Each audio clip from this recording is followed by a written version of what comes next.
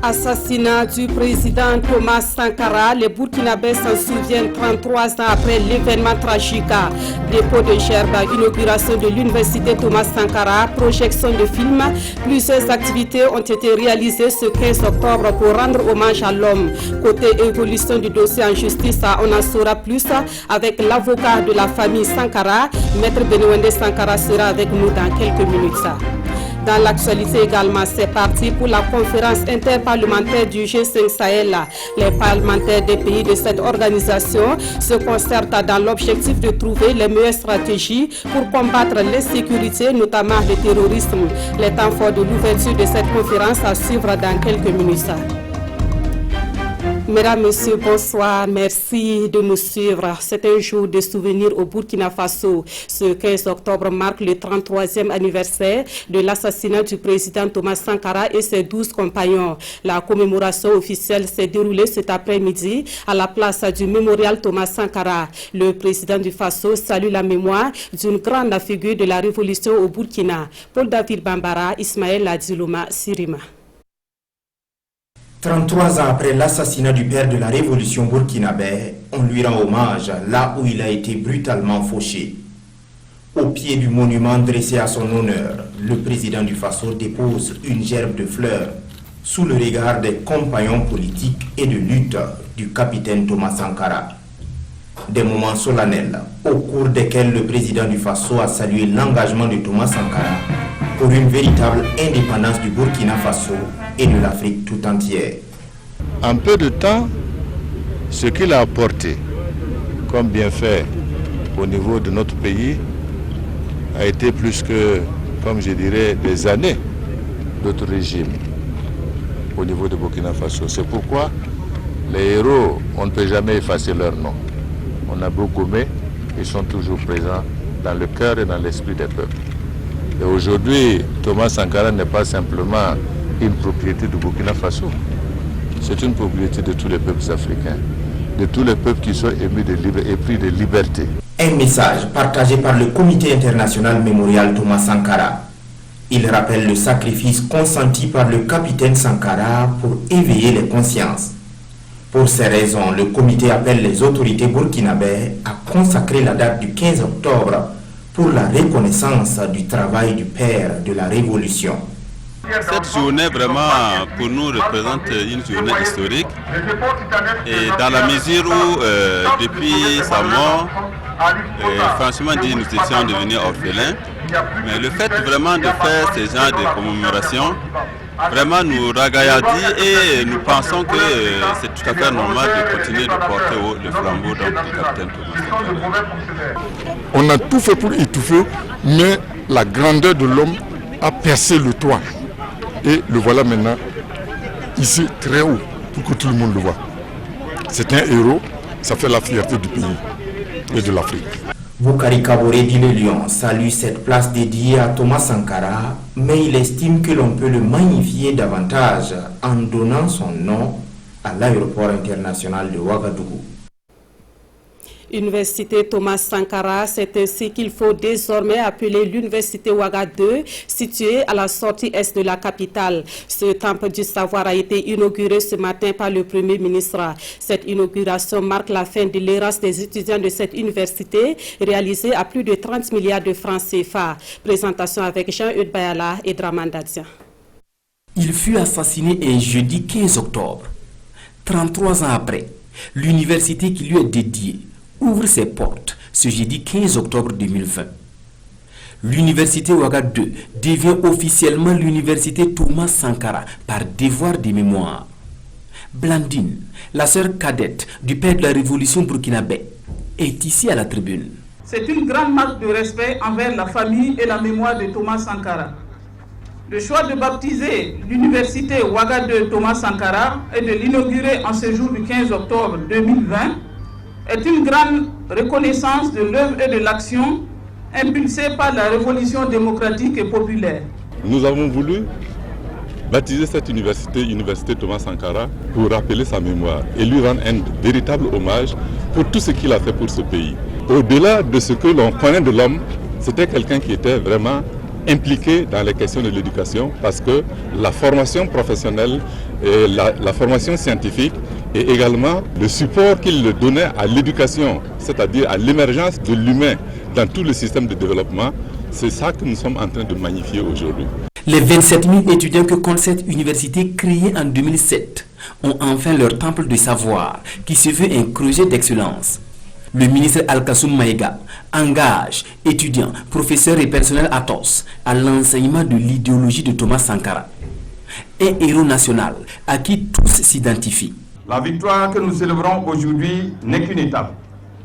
En effet, nos rêves sont si grands et si ambitieux que nous fondons l'espoir de la renaissance des forces vives de la nation à partir de ce campus. Bâti sur une superficie de 1890 hectares, l'université Thomas Sankara, c'est en somme un bloc administratif de plus de 160 bureaux, un bloc pédagogique de 13 000 places assises, un centre médical, 2 restaurants et 2 cités universitaires avec au total 2000 lits. La réalisation de ces joyaux a coûté au gouvernement et son partenaire la BADEA plus de 30 milliards de francs CFA. La mémoire du président Thomas Sankara est également saluée depuis Pau. C'est dans cette ville-là que les premiers actes ont été posés pour la création du SENEC, le Centre national d'entraînement commando. Les anciens camarades de Thomas Sankara se sont rendus à Pau pour raviver les souvenirs dans les tout premiers postes de commandement. Nous les suivons dans ce reportage de Ismaël Adiloma Sirima. Des anciens compagnons du président Sankara retournent sur leur pas à Pau. Ils se souviennent encore du 26 septembre 1976. Cette date marque l'installation de la compagnie commando de Pau avec à sa tête Thomas Sankara, l'instructeur commando qui était à l'époque lieutenant. Et cette maison, aujourd'hui en proie aux herbes, faisait office de poste de commandement. Thomas Sankara, après avoir refusé une villa comme lieu de résidence, faisait tout ici avec ses hommes. Pour l'instant, le type il vit avec ses hommes. Il ne veut pas être loin de ses hommes. Quand il vit dans une villa, les hommes sont ici où ils sont au Kananga, c'est difficile de vivre chez les gens. Et comme c'est un monolome, c'est un formateur, c'est un type qui aime les hommes, il est obligé d'avoir chaque seconde où est parti interne. Ce retour vers le passé a conduit les anciens au camp Thomas Sankara de Pau. Mais pour des raisons de sécurité nationale, vous ne verrez pas l'intérieur du camp. Nous avons été là où était le Centre national d'entraînement commando SNEC, qu'a dirigé le capitaine Thomas Sankara. Et nous avons été très heureux de nous retrouver sur ces lieux combien historiques et surtout d'échanger avec des anciens commandos du président Sankara. Ces échanges ont permis de partager avec la jeune génération les exploits réalisés par Thomas Sankara et ses hommes lors de la guerre Mali-Burkina. Et qu'en est-il de l'évolution du dossier Thomas Sankara au niveau de la justice? Pour le savoir, nous sommes avec l'avocat de la famille Sankara, maître Stanislas Sankara. Bonsoir. Bonsoir madame. Alors, 33 ans après l'assassinat du président Thomas Sankara, quels sont les derniers développements du dossier au niveau de la justice? Eh bien, je dois d'abord dire que avec bonheur et satisfaction, même soulagement, nous avons reçu enfin une ordonnance du juge d'instruction qui nous apprend que désormais le dossier est entre les mains de la chambre de contrôle, ce qui veut dire en termes clairs que le juge d'instruction qui instruisait dans le dossier, qui investiguait, a bouclé son dossier. Et la chambre de contrôle du tribunal militaire a pour mission essentielle de vérifier si la procédure répond aux normes et aux standards internationaux pour un procès équitable. D'accord. Est-ce que vous pouvez rappeler les personnes qui sont justement inculpées dans cette affaire? Bien sûr qu'on en a maintenant une vingtaine. Il y a certainement les personnes emblématiques qu'on peut citer, comme l'ex-président Blaise Compaoré qui aujourd'hui est en fuite. Il y a Senkafando aussi qui est en fuite, mais vous avez par exemple Gabriel Tamini qui est inculpé, qui était même incarcéré. Vous avez le docteur Guébré, vous avez bien sûr des militaires qui étaient des exécutants. Je ne peux pas citer tous, hein, mais sachez seulement que de nos jours, effectivement, il y a des auteurs, des co-auteurs et des complices. Et l'enquête a permis, effectivement, qu'il y avait des charges, avec preuve à l'appui, contre ces personnes-là.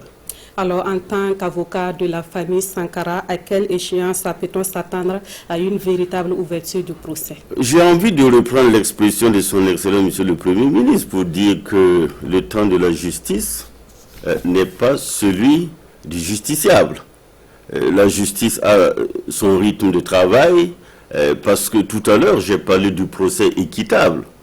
Désormais, vous avez des avocats qui sont constitués pour défendre ceux qui sont inculpés. Vous avez des avocats qui sont constitués pour les parties civiles. Il y en a maintenant des dizaines dans le dossier. Et tout cela, c'est pour que l'affaire soit jugée en respectant les droits de la défense. Qu'il y ait d'abord la présomption d'innocence, que l'on veille à ce que les règles de procédure soient strictement respectées pour la manifestation de la vérité.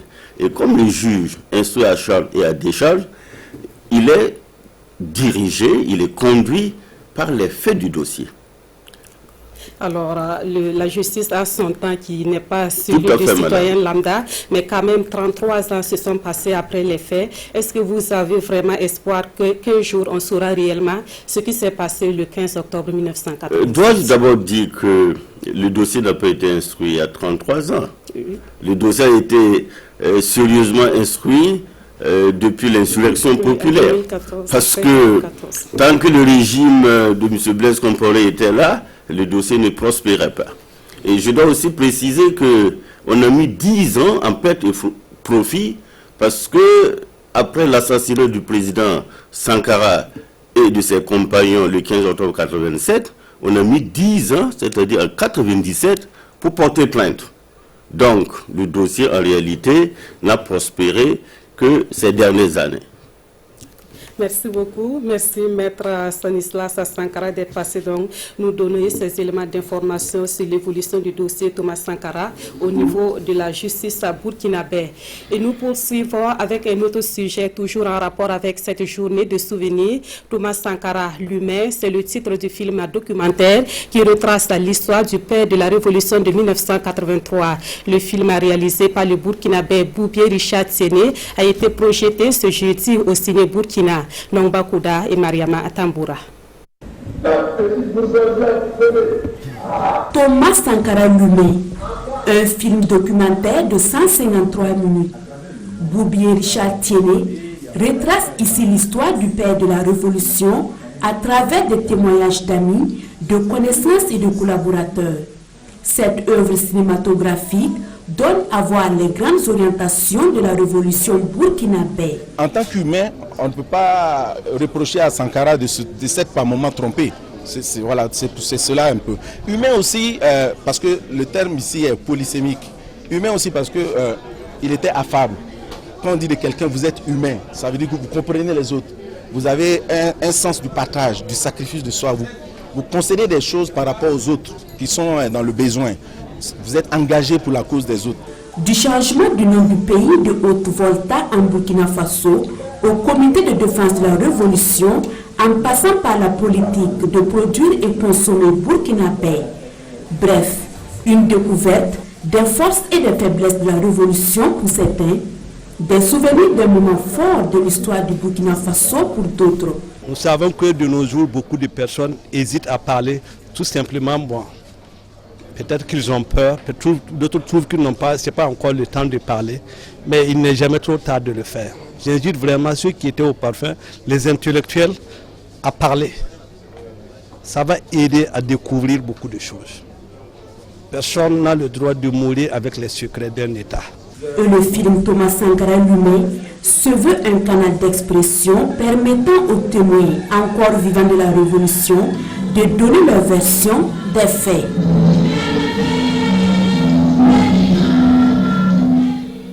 Et comment parler de Thomas Sankara sans évoquer cet autre aspect de l'homme très attaché à la consommation locale. Il avait toujours invité les peuples africains et burkinabés à consommer les produits locaux transformés grâce à un savoir-faire local.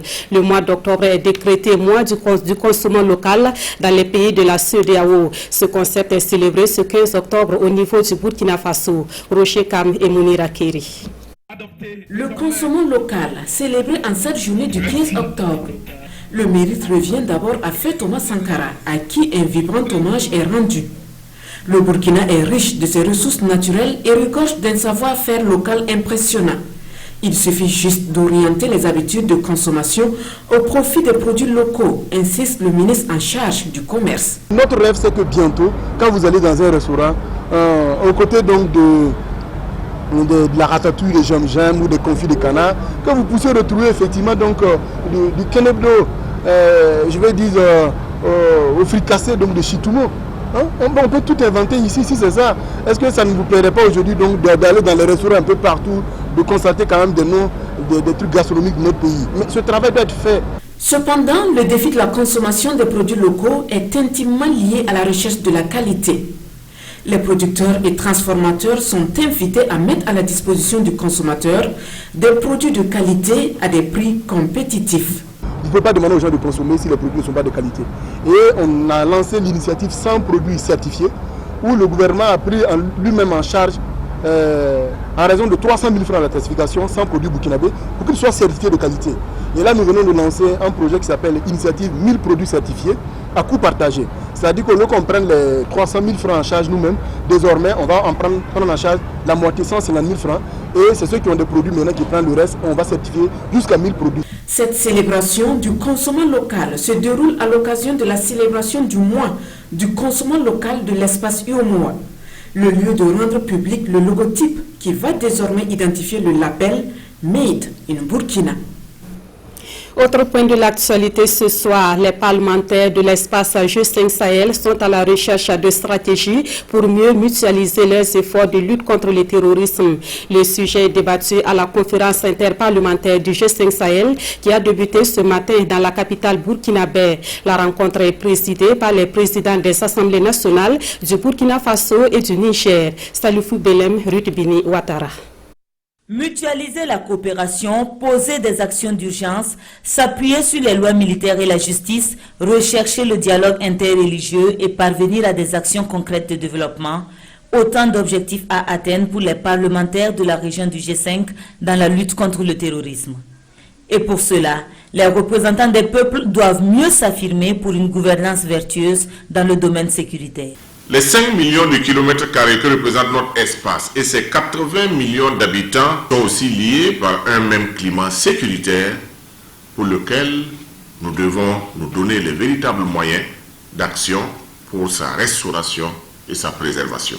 Les défis auxquels nous faisons face dans notre espace commun nous commandent de revisiter régulièrement nos pratiques et nos outils dans nos rapports avec les communautés et les acteurs qui y interviennent. Le rendez-vous de Ouaga est donc capital pour l'élaboration d'une solide feuille de route des actions de la conférence interparlementaire après sa mise en place en 2018 à Niamey. S'attaquer de manière harmonisée, collectivement mais aussi individuellement aux questions d'urgence est ce qui est attendu de chacun des pays membres.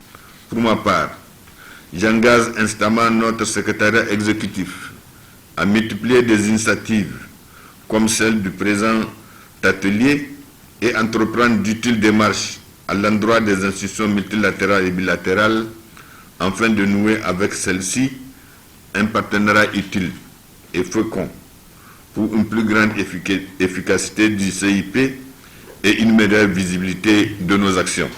Le déroulement de la conférence est axé sur le développement de plusieurs thématiques par des travaux en atelier, une mise en commun des résultats qui seront consignés dans un rapport général. En bref, notons que la cérémonie d'ouverture de la conférence interparlementaire du G5 Sahel a également été marquée par une signature de convention. Une convention qui lie désormais l'Assemblée parlementaire de la francophonie et les parlements des pays du G5 Sahel. C'est un nouveau partenariat qui va favoriser les actions conjointes dans les différentes missions de contrôle. Une autre commémoration ce 15 octobre. Il s'agit de la journée du tirailleur africain. C'est un devoir de mémoire vis-à-vis des combattants africains qui ont participé aux 2 guerres mondiales et à celle d'Indochine et d'Algérie. La cérémonie organisée ce matin était riche en émotions avec le dépôt d'une gerbe de fleurs en mémoire des tirailleurs voltaïques. Issa Kafando et Draman Guinée. Journée du tirailleur africain, les moments forts. Revue des troupes par le ministre d'État, ministre de la Défense nationale et des anciens combattants. Hymne national. Hymne aux morts.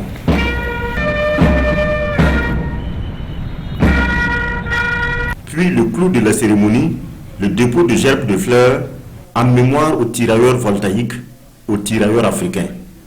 C'est un hommage aux combattants de la liberté. Ce territoire colonial de la Haute-Volta a donné beaucoup de ses fils, aussi bien à la Première Guerre qu'à la Seconde Guerre, aussi bien à l'Indochine qu'à l'Algérie, qu'à Madagascar. Un moment de recueillement à l'endroit de tous ceux qui sont partis et qui nous ont laissé en tout cas ce symbole de dignité, de bravoure dans le combat pour la liberté. Devoir de mémoire aussi de la France à l'endroit des tirailleurs africains, des combattants des 2 guerres mondiales, d'Indochine, de Madagascar, d'Algérie, de Tunisie, de Maroc, tous unis pour que la France triomphe. Les anciens combattants à ce moment, beaucoup ont eu leurs pensions qui ont été révisées. Donc ces éléments-là, apparemment, ça va, sont à l'aise. Mais l'ancien militaire souffre un peu. Pensez encore aux anciens qui ont beaucoup donné sur les différents théâtres d'opération. Le premier tirailleur africain a été enrôlé en 1857. Aujourd'hui, toute l'armée est engagée comme les devanciers pour restaurer la liberté et la paix dans les zones difficiles. Justement, ce communiqué du gouvernement avant de poursuivre le mercredi 14 octobre 2020, des groupes armés terroristes ont attaqué des populations civiles dans les villages de Demniol, Bombofa et Pétégercé. Le bilan provisoire de ces attaques perpétrées dans les marchés et villages de Demniol, Bombofa et Pétégercé, commune de Gorgachi, province du Sénou, région du Sahel, fait état d'une vingtaine de victimes, de blessés et des personnes portées disparues. Le gouvernement condamne ces actes lâches et barbares contre des paisibles populations civiles. Les forces de défense et de sécurité déployées sur les sites des attaques procèdent à des opérations de ratissage. Le gouvernement présente ses condoléances les plus attristées aux familles éplorées et souhaite un prompt rétablissement aux blessés. Le gouvernement invite les populations à se conformer aux consignes de sécurité et à collaborer pleinement avec les forces de défense et de sécurité. Et c'est signé le ministre de la Communication et des Relations avec le Parlement, porte-parole du gouvernement, Rémi Fulgence Danchinou. Les femmes seraient les mieux placées pour défendre les intérêts des citoyens à la représentation nationale. C'est une conviction du NDI, le National Democratic Institute. La structure a convié les femmes candidates aux prochaines élections législatives à une séance de coaching. Une quarantaine de femmes candidates participent à la rencontre qui se tient à Koudougou. Suleiman Sanou et Sekou Ouzango. Elles sont toutes des femmes engagées dans la conquête de postes d'élus nationaux pour le compte des élections de novembre prochain. Elles reçoivent ici une formation en coaching afin de leur permettre d'être plus efficaces sur le terrain et de plaider la cause des femmes burkinabès majoritaires de la population. Ces sessions se focalisent sur des thématiques dont elles ont besoin lors de la préparation et de l'organisation de leur campagne, quand elles vont rencontrer l'électorat, quand elles vont connaître un peu plus sur la circonscription. Nous avons mutualisé nos efforts, le NDI et le PNUD, pour pouvoir accompagner ces femmes-là de manière à ce qu'elles puissent mener de très bonnes campagnes sur le terrain et au finish être représentées en grand nombre à l'Assemblée nationale. Parce que nous disons que quand les femmes sont suffisamment bien représentées dans les instances de prise de décision, la gouvernance s'améliore, certaines questions sont beaucoup plus considérées. Cette formation qui dure 72 heures concerne 55 femmes candidates. Elle fait suite à une série de formations qui réunit des femmes dans les villes de Ouagadougou, de Bobo-Dioulasso, de Tenkodougou et de Waïgouya. Et le souhait de tous, c'est que ces élections à venir se tiennent dans un climat apaisé. Mais cela ne saurait être une réalité sans un respect de certaines valeurs. Ces valeurs sont rappelées au Burkinabé à l'occasion de la Semaine nationale de la citoyenneté. La 17e édition de la SENAC se tient depuis le 12 octobre dernier à Bobo-Dioulasso. Drissa Traoré, Kadourou Menki. C'est au rythme de l'hymne national que la 17e édition de la SENAC, Semaine nationale de la citoyenneté, ouvre ses portes à Bobo-Dioulasso. Une édition 2020 placée sous le thème « Rôle et responsabilité des différents acteurs pour des élections apaisées » dans un contexte de défis sécuritaires et sanitaires. Le contexte que nous vivons actuellement. À chacun sa solution Internet. Avec Onatel, pour la maison ou le bureau, Elise a choisi la DSL. La solution Internet qui vous offre le plus grand confort de navigation à coût adapté et défiant toute concurrence avec des tarifs plus avantageux et des débits variés jusqu'à 50 Mbps. Pour son entreprise, via les liaisons spécialisées de Onatel. Grâce à de cette édition, nous allons tenter de la poursuivre et on s'intéresse à présent au programme de facilitation des échanges en Afrique de l'Ouest. Il a été officiellement lancé mardi dernier par le ministère en charge du commerce. Son objectif est de renforcer les différentes actions dans le domaine des échanges selon un accord qui existe en la matière. Le programme regroupe plusieurs partenaires que nous découvrons avec Adama Guiti et Vincent Kendrebego. Onatel, leader des télécommunications au Burkina Faso. Elles sont précieuses.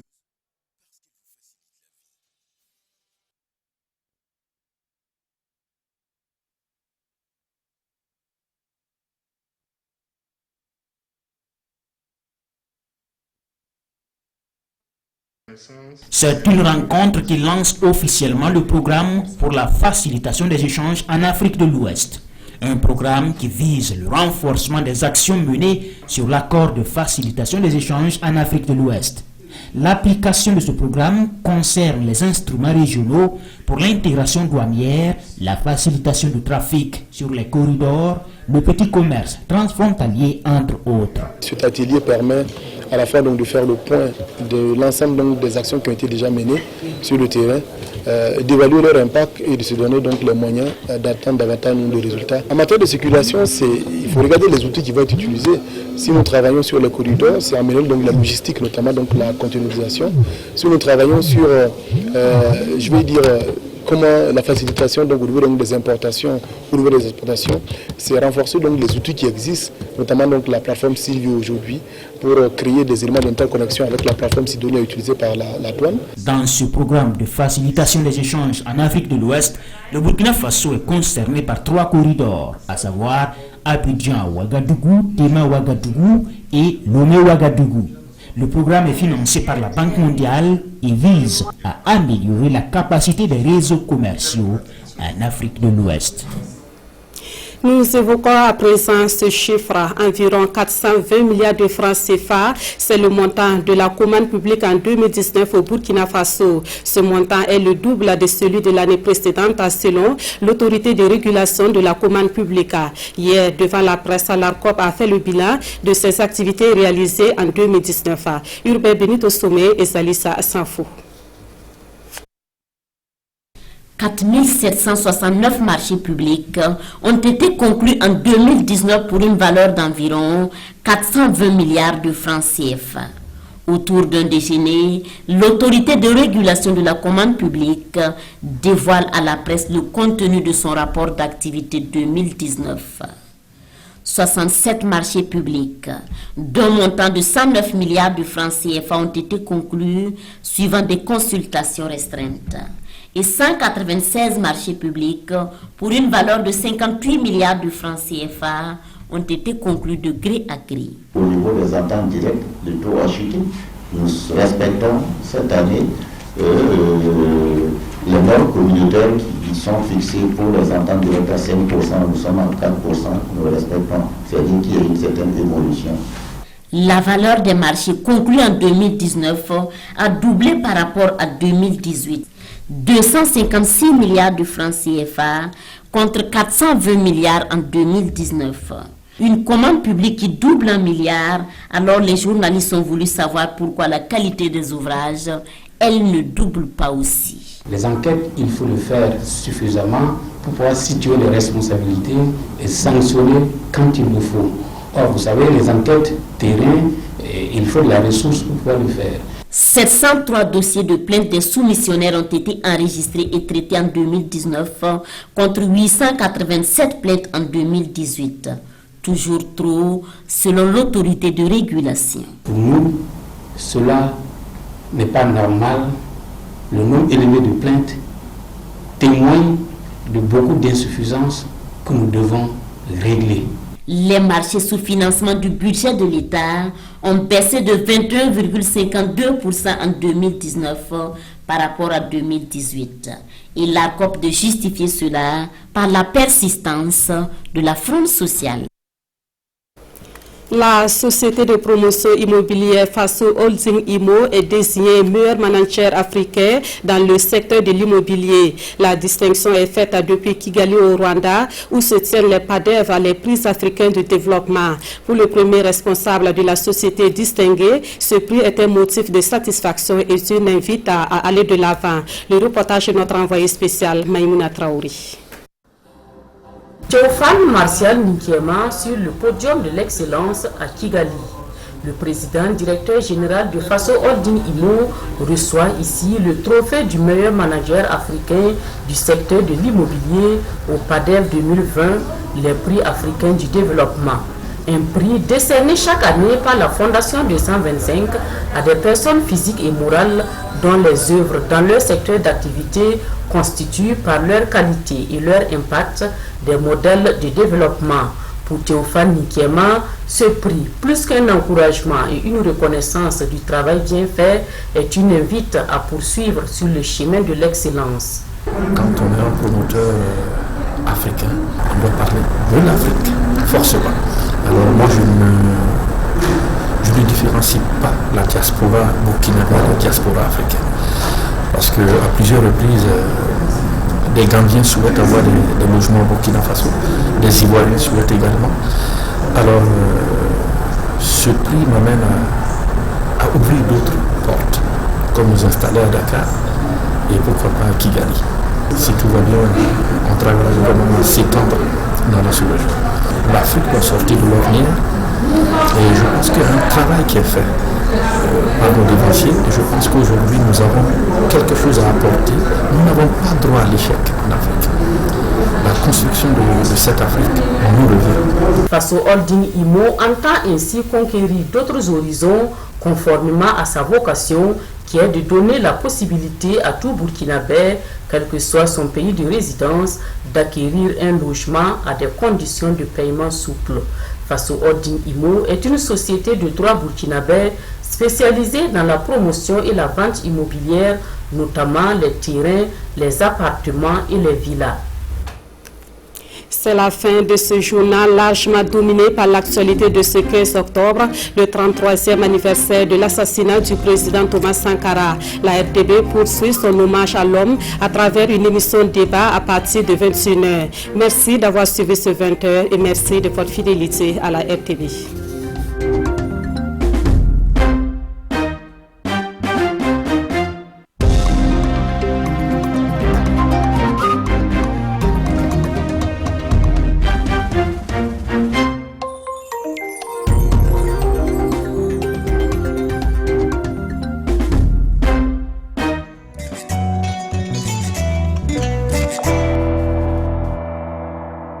À chacun sa solution Internet. Avec Onatel, pour la maison ou le bureau, Elise a choisi la DSL. La solution Internet qui vous offre le plus grand confort de navigation à coût adapté et défiant toute concurrence avec des tarifs plus avantageux et des débits variés jusqu'à 50 Mbps. Pour son entreprise, Aruna a opté pour une connexion via les liaisons spécialisées